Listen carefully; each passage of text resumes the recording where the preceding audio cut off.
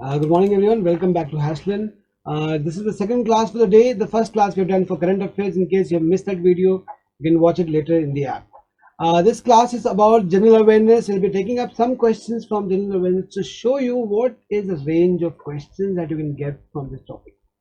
First of all, how do we define general awareness? Current affairs we can understand. Current affairs is what is happening in the world currently, based on news. So following newspapers and keeping a tab of what is happening in the world the last 6 to 8 months to 1 year can help you with the preparation for current affairs. Whereas when we say general awareness or GA or general knowledge as per, this is not clearly defined as to what is general awareness. So how do we define it? The general awareness is the awareness about what has been there from some time. So anything that you have studied from standard 7th, 8th, 9th and 10th in your basic schooling curriculum from the field of history or geography, even science can be general awareness. General awareness could be awareness about facts of the world and facts of your country. So what do you know about your country? How many states are there? How mmany union territories are there? Do you know about the different types of soils that are in your country and the basic geography of your country, as well as different facts about the world?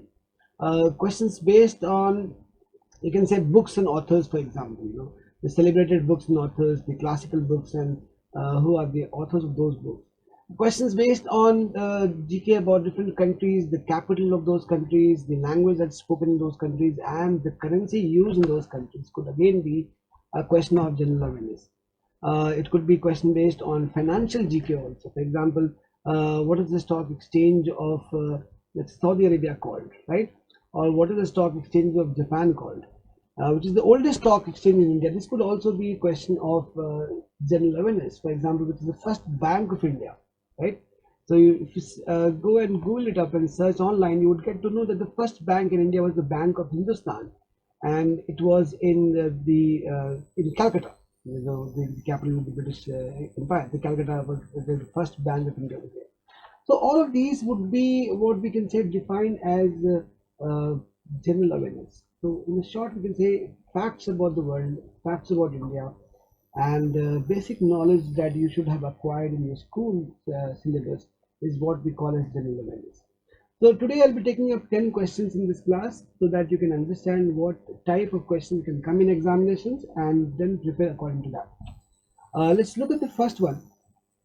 This is an abbreviation type question. So abbreviation questions also are a part of the general awareness syllabus of different competitive examinations in India, whether it be banking, UPSC, defense examinations, railway examinations, or MBA examinations where GK comes, like SNAP or MAT. So we have in the full form of RTGS, a term related with online transfer of money. So it's also clearly stated here that this term RTGS is related to online transfer of money. So it's a term related to banking. What does the letter T stand for? And I'm sure you would be familiar with this terminology, right? RTGS, you would have heard about this RTGS, NEFT. These are different ways in which money can be transferred online. So the question here is that in the full form of RTGS, T stands for what? Does it stand for transfer? Does T stand for time, terminal, or technical, right? So let's see. Is the answer A, B, C, or is it D? Is it transfer, time, terminal, or technical? If you know the answer to this question, this is a very common terminology, right? RTGS.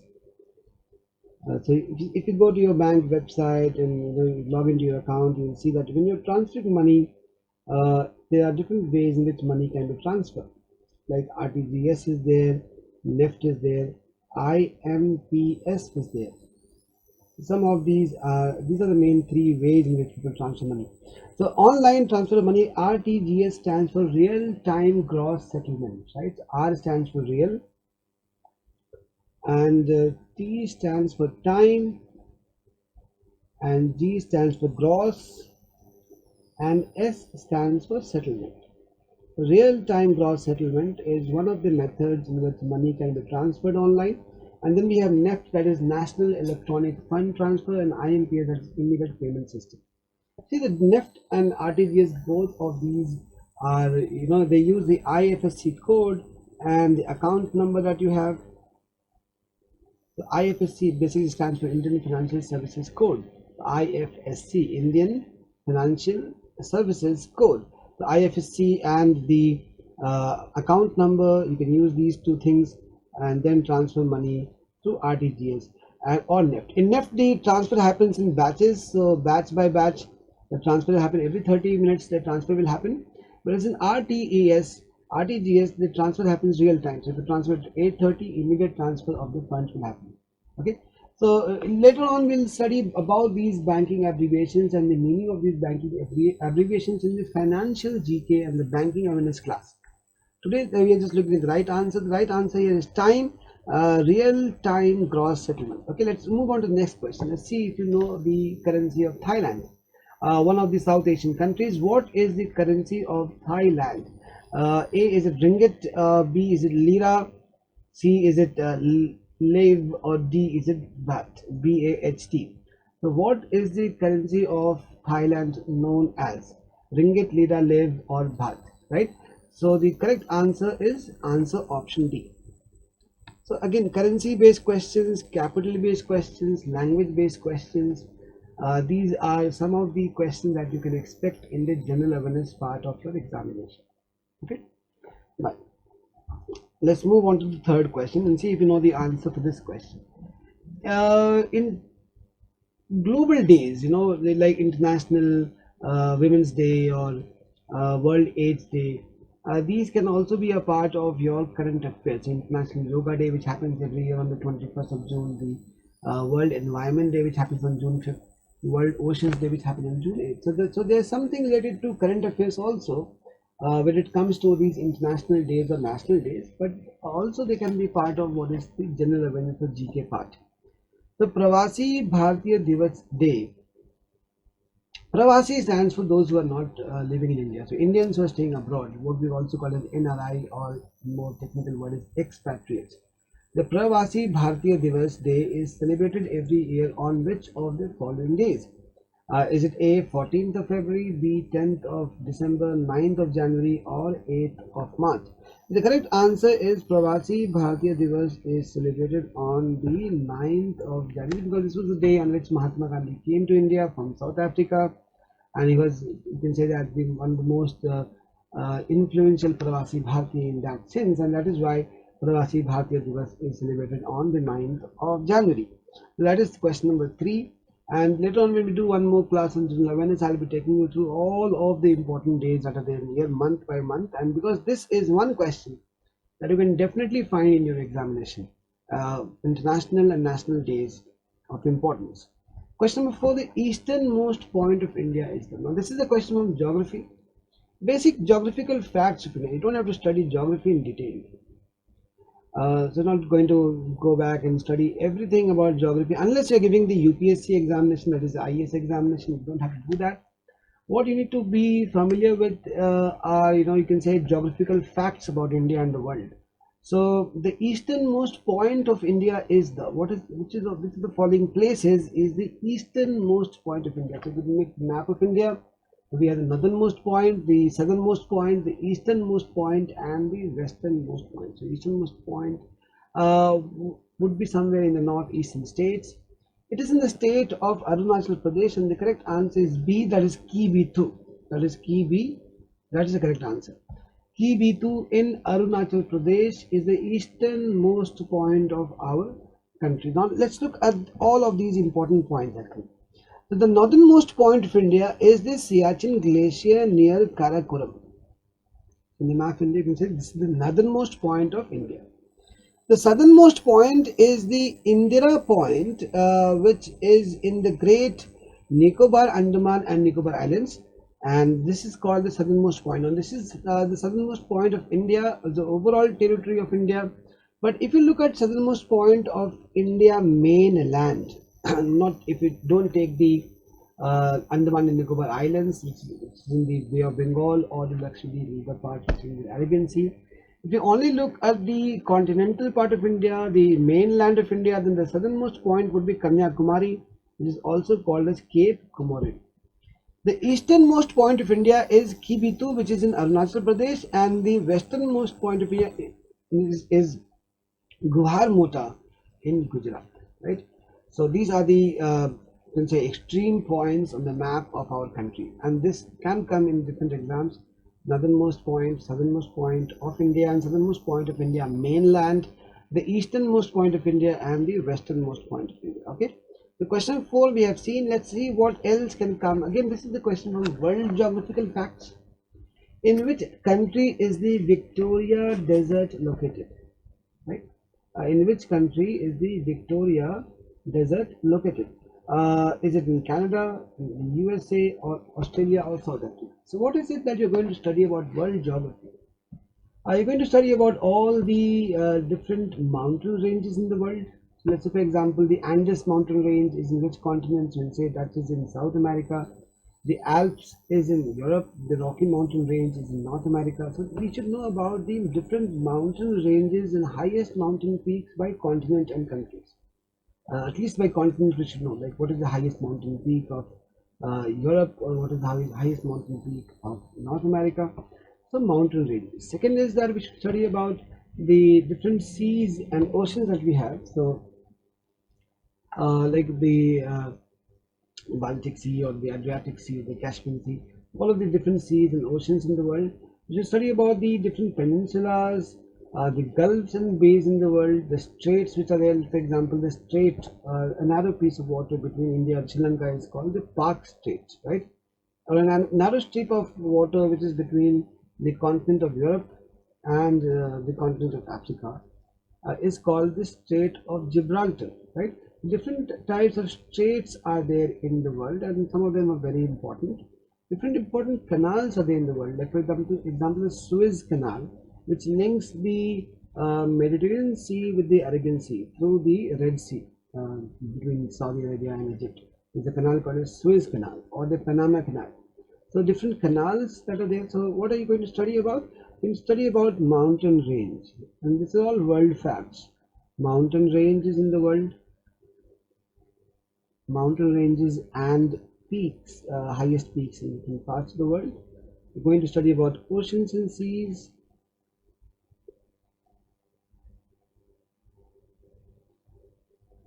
peninsulas. So a part of land, a large geographical area surrounded on 3 sides by water is called a peninsula, like the Indian peninsula, right? So on one side we have the Arabian Sea, one side we have Bay of Bengal, and one side we have the Indian Ocean. The peninsulas, gulfs and bays. Gulf and bays both we can say is a part of water body of ocean surrounded by 3 sides by land is called a gulf or a bay. Now bays are normally larger. For example, we have the Hudson Bay or the Bay of Bengal, and gulfs normally smaller, right? With the Gulf of Khambat, that's a small, gulf. Gulfs and bays and straits. A narrow strip of water between 2 land masses is called a strait. The peninsulas, gulf, bays and strait. We should study about rivers, longest rivers in the world, rivers, waterfalls, and lakes. The largest lake in the world, or the highest lake in the world, largest lake in India, the largest freshwater lake in India. The largest lake in India, for example, would be Lake Chilka in Odisha, but largest freshwater lake would not be lake. That would be Wular Lake in Kashmir. Wular, W-U-L-A-R. So lakes of India's in the world, rivers, waterfalls, and we should also study about deserts, the arid areas, large arid areas like the Thar Desert or the Sahara Desert, or the Gobi Desert, which is in China. So we should study about these facts about mountains and peaks, oceans and seas, peninsulas, gulfs, bays and straits, different rivers, waterfalls and lakes and deserts. At least this is about a fact, a geographical fact about the world is a must if you're preparing for GK of different competitive examinations. Okay. Now, in which country is the Victoria Desert located? In case you don't know, you can note down the answer. So first of all, let me just remove this. I hope you have noted down all the important things that you need to study for your GK preparation wherever we have static GK or general knowledge or general awareness, as we call it, in the examination. Okay. So the correct answer here is Australia. The Victoria Desert is in the state of Victoria in Australia. And let's look at some of the important deserts in the world. So we have The Sahara Desert in North Africa. If you have a pen and paper handy, just note down quickly if you want to. The Sahara Desert in North Africa, which is the largest desert in the world. And so these are all deserts in decreasing order of size. So the largest desert in the world is Sahara, that is North Africa. Almost the entire North Africa is a desert. Then we have the Arabian Desert, Syria and Saudi Arabia, the Kalahari Desert in South Africa, the Thar Desert in India, the Taklamakan Desert in China, the Australian Desert in Australia, the Gobi Desert in Central Asia, the Turkestan in Central Asia. This is repeated again, so this part you can rule it out. Rub al Khali in Arabia and Nubian Desert in North Africa. So these are some of the important deserts that you will find, and the Australian desert, also what is known as the Victoria Desert in Australia. These are some of the important deserts in the world. Large arid area which are barren are called as deserts. Question number 5 we have seen. Let's move on to question number 6 and look at what is this question is about. Again, this is a question about mountains and peaks. So the highest altitude in India from sea level is in which of these mountain peaks? So Mount K2, Mount Kanchenjunga, Mount Dhaulagiri, or Mount Nanda Devi. Also, if the question comes simply as which is the highest altitude in India, the correct answer would be Mount Kanchenjunga. Right? Mount Kanchenjunga is the highest altitude in India. If the question comes as which is the highest mountain peak completely located in Indian territory, right? So if you look at the map of India, Kanchenjunga is between, you can say, India, Nepal, Tibet, so it's kind of a shared part. The entire mountain is not in the Indian territory.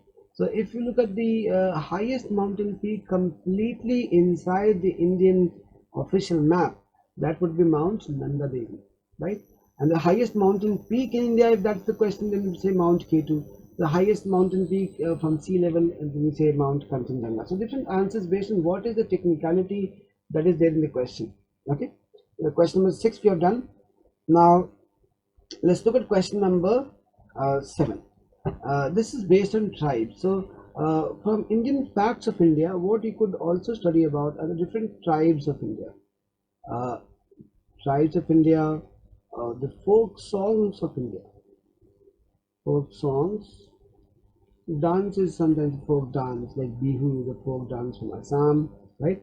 Bhangra is the first folk dance from Punjab, and yeah, so some of the tribes, folk songs, the festivals, right? Some of these are very important festivals. Like the Ganga Sagar Mela, which happens in the state of West Bengal, the festivals of India, Melas of India, right? The Pushkar Mela, largest cattle fair of India in Pushkar in Rajasthan. So these are some of the important things that we should study about Indian culture. The tribes, folk songs and dances, festivals, melas, and important monuments in different parts of the country, temples and other such things. Monuments could also be one of such things, and important handicrafts which come from different parts of the country. Handicrafts. That could also be. So some of the important facts about your own country. Each state will have some handicrafts, some monuments, some festivals, some melas, folk songs, and tribes that we should study about. But this question is about one such thing, an important tribe. The Khasi people are indigenous people. Indigenous people means people who are originally from that area, original inhabitants of this area. They call it indigenous people, native people, aboriginal people.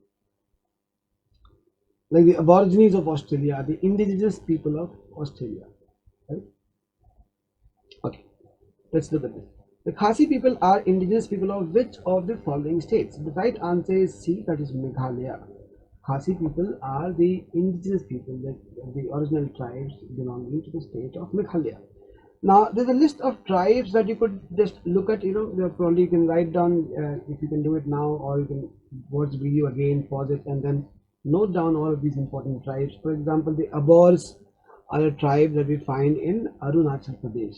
Aptanis are a tribe we find in again Arunachal Pradesh. Badagas, very very popular tribe in Tamil Nadu. Badagas, which are found in the Nilgiris. When someone goes to Ooty or Kunnur for travel purpose tourism, sometimes they visit the Badaga villages to see the lifestyle of the Badagas there. The Baiga tribe of Madhya Pradesh, the Bhils which are in Madhya Pradesh, Rajasthan as well as in Gujarat and Maharashtra, they spread around. They're called as Bhil. The Bhots of Himachal Pradesh, the Bhotiyas again of Garhwal and Kumaon, which is in Uttarakhand, the Chakma tribe of Tirupura, Gaddis of Himachal Pradesh. So these are some of the important tribes. The Gonds are there, and you can see here the Khasi tribe from Meghalaya. The Khasi, and there's a tribe called as the Khas tribe also, Khas, Khas tribe, which is from UP. The Jaunsar Babar area of UP is where this Khas tribe belongs to. So one of the tasks I'm giving you is to note down about all the important tribes of India, which part of India they stay in, and it's a very tribal language that they speak. Like Santhali is one of the languages spoken by the Gonds, right? So Santhal tribe and the Santhali language, right? So just learn about the different tribes of India, festivals of India, handicrafts of India. It will come in your examination. Okay, so correct answer for question number 7 is C, that is Meghalaya. Which of the following state doesn't share its border with Bangladesh? Now, again, we're looking at the map of India and questions based on the map. The states, union territories, the official map of India, the neighboring countries to India, and other such important features based on the map. For example, which state in India is the largest state? Now, we'll say the largest state in India in geographical size based, we can say is Rajasthan. Rajasthan is the largest state of India and Goa is the smallest state of India. This is again geographical facts, map-based facts of India. Which state of India has the longest coastline? The answer will be Gujarat. And again, other facts of India like the highest population in India is Uttar Pradesh, the highest population density is in Bihar, right? And the lowest population density is in Sikkim. So facts of India have come in different examinations and they are frequently asked as questions in exams. So this is also one of such facts of India based on the map and geographical boundaries that India has with different countries. Which of the following state does not share its border with Bangladesh? The correct answer is Nagaland. Nagaland does not share its border with Bangladesh. That's your correct answer here. So what is another task that you will do is you will go through this particular table. Now these are the countries that are bordering India, like Pakistan, China, Nepal, Bangladesh, Bhutan, Myanmar and Afghanistan. These are the countries. You can see there are a total of 7 countries which are neighboring India. And for each of these countries, I have listed here the states which share borders with these countries. For example, Jammu and Kashmir, Punjab, Rajasthan and Gujarat. Now Jammu and Kashmir is not a state, it is becoming a union territory with legislature, right? Jammu and Kashmir, Punjab, Rajasthan and Gujarat share borders with Pakistan. Again, China also we have JNK, Himachal Pradesh, Uttarakhand, Sikkim and Arunachal Pradesh. With Nepal we have Bihar, Uttarakhand, Uttar Pradesh, Sikkim and West Bengal. Similarly with Bangladesh you can see West Bengal is there, Mizoram is there, Meghalaya is there, Tripura and Assam. But we don't have Nagaland, right? The correct answer for C becomes Nagaland. Nagaland does not share its border with Bangladesh. And you can look at the states bordering Myanmar, Arunachal Pradesh, Nagaland, Manipur and Mizoram. So this you can write down the countries and the bordering states. You could watch the video later, pause it and make a note of these things. A very important geographical fact of India. And let's move on to the next question now, question number 9. And that is India shares longest border with which country? Now we already seen there are 7 countries which share borders with India, and some of these borders have names also. For example, the border between the line demarcating the border between India and Pakistan is called the Radcliffe line. Okay, and the line demarcating the border between India and China is called the McMahon line. So various facts regarding borders and other such things from geographical facts of India. Now this is a question based on that. India shares longest border with which countries? 7 countries are there. I have put 4 options here: China, Bangladesh, Pakistan and Nepal. And the right answer to this here is B, that is Bangladesh. Bangladesh, you see, on almost 3 sides is surrounded by India. And if you look at the map of India and look at the way Bangladesh shares its border, you'll understand why this is the answer. Bangladesh shares the longest border with India. Or the other way around, you can say India shares the longest border with Bangladesh. Correct answer for question 9 is B, Bangladesh.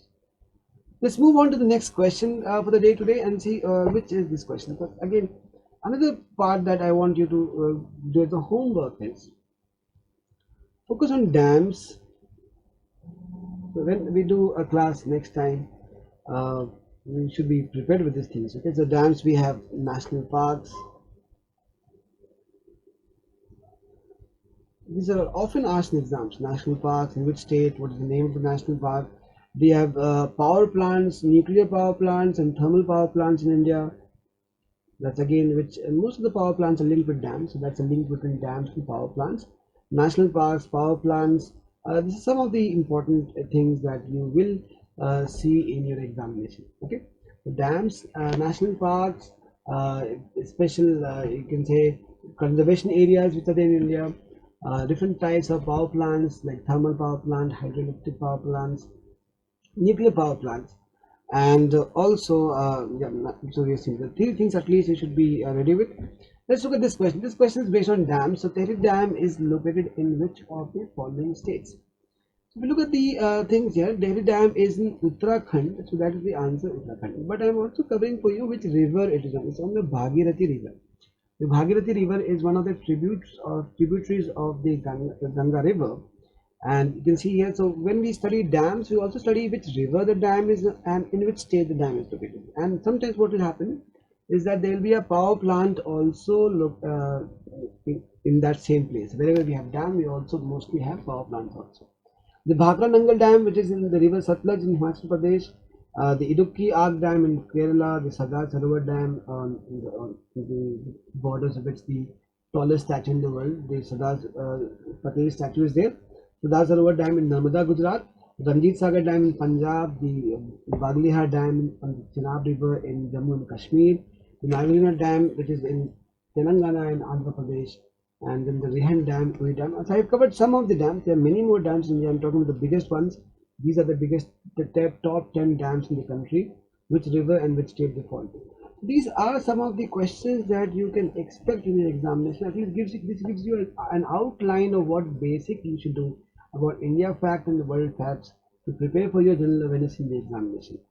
So students, I'll keep the class here today. These are the 10 questions to give you a guideline about general awareness. The next session I'll be starting at 12 o'clock, in which we'll be looking at some of the important things regarding computer awareness that can come as a part of the GK in different competitive examinations. So thank you for joining with me for this video, and I'll be waiting for you at 12 o'clock for the next video on computer awareness. And remember, you can watch the video again and note down those tables that I had shown to you in the video slide. Okay. All right, students, thank you, and see you again at 12 o'clock.